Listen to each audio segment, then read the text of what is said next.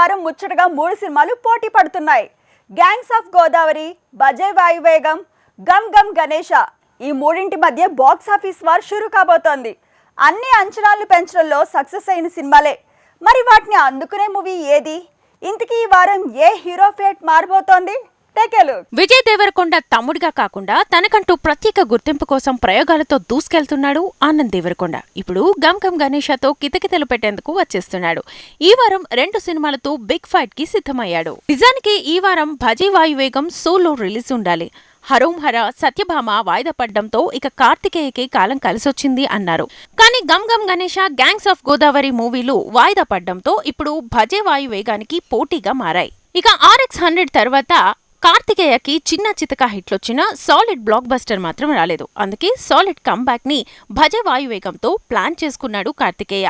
మొత్తానికి ఈ month end resound చేస్తూ సమ్మర్ కి సాలిడ్ సెండ్ ఆఫ్ ప్లాన్ చేసుకున్నాడు. విశ్వక్సేన్ గ్యాంగ్స్ ఆఫ్ గోదావరి ఈ వారమే రాబోతోంది. ఎప్పుడో లాస్ట్ ఇయర్ లో రావాల్సిన ఈ సినిమా మెల్లిగా వాయిదా పడుతూ ఇప్పుడు రిలీజ్ కి రెడీ అయింది.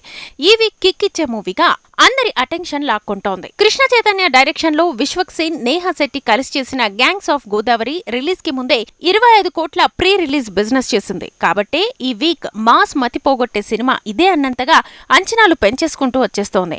ఆనంద్, కార్తికేయకి విశ్వక్సేన్ నుంచి పెరిగిన పోటీ షాక్ ఇచ్చేలా ఉంది.